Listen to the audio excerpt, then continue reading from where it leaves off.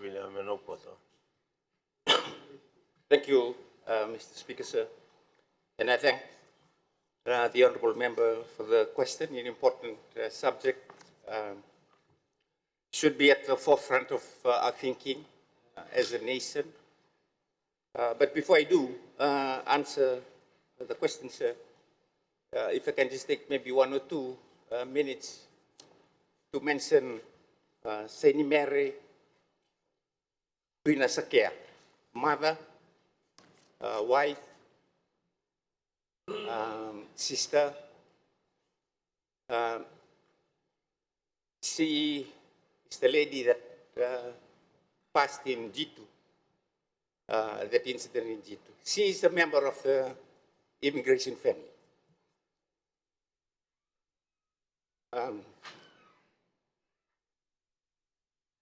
Sai, as we call her,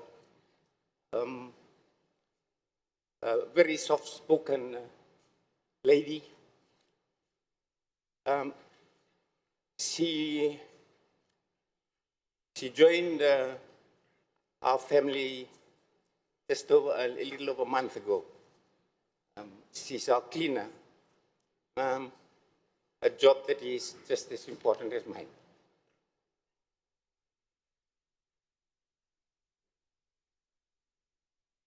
Her sister and her daughter came over to break the news to us of her passing. And we mourn with the family, with the children. They've lost both father and mother.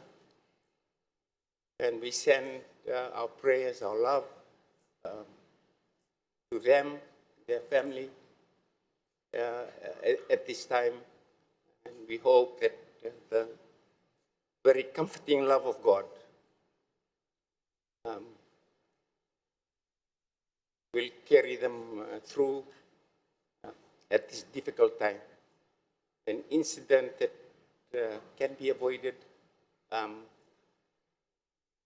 for families, husbands and wives. I've been at it for 39 years.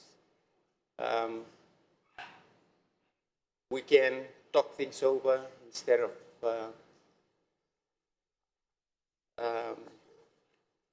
doing things that we regret. And I hope that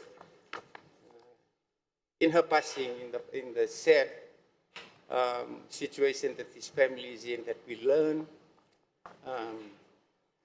from it, we are resolute in trying to root out domestic violence in our families.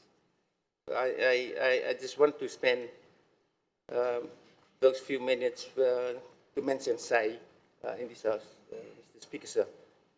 The subject matter that is being asked is in 2 parts. The first is on the measures that are being taken to address illegal migrants. And the second is on repatriation, if I may answer the question in 2 parts, and I take the second part first on repatriation, or removals as we call it, removals, deportation. Mr. Speaker, I must first acknowledge with appreciation the majority of the migrants who respect our laws. They respect immigration laws, they respect the laws of our country, and they ensure the legality of their status here in Fiji. We welcome them as we share with them this wonderful and beautiful country in whatever capacity that they're staying in. And to them I say thank you for being good ambassadors of the countries that they come from and be with us for periods of time. But it is the relatively very small number that this part of my answer will focus on removals and deportation, which is part of the immigration process. Um, voluntary removals, there are two types of removals. Voluntary removals speaks for itself. They are asked to leave because of some violation, and they can just pay for their own fare and leave. If they don't, then it is enforced removal, where usually the 3Ds apply. They're detained, deported, and they're denied re-entry into the country indefinitely. The cost for their removal, for voluntary, usually they pay themselves. In circumstances where they cannot, sometimes their countries help, or the employers, if they are workers, will pay for their repatriation, and if everything else fails, then the state steps in. We're thankful for the first time we got $100,000 for deportation for 2024-2025 financial year. It is used to be just 20,000 all these years. Out of that 100,000, 48,000 is left, so it has been used up. Right now we are tracking down 20 prohibited immigrants who've been avoiding us, and those 20, I think, will chew up the rest of that 48,000 that we have left. The latest removal was today, done already. And there was one last Saturday. Yeah, even in those two removals, the one on Saturday was paid for by the country of destination. Today's removal is paid for by us, by the state.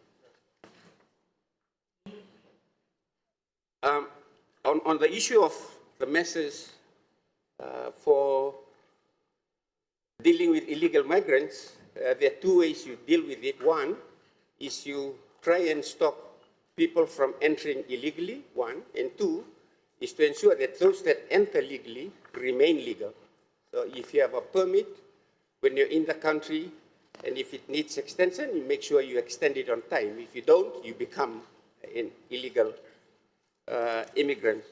The first part, where you try and stop illegal entry, is best dealt with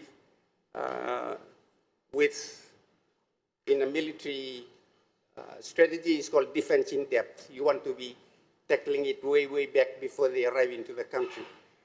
And one of the tools for that is the API PNR, mentioned by the Deputy Prime Minister the other day, where you get in advance the information of the passengers that are coming in.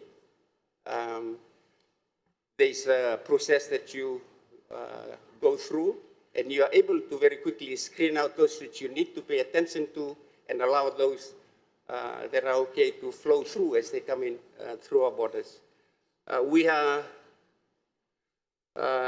putting that submission into this budget proposal for this year, and we'll see where we go. But it is a tool that we really need to have, API and PNR. It was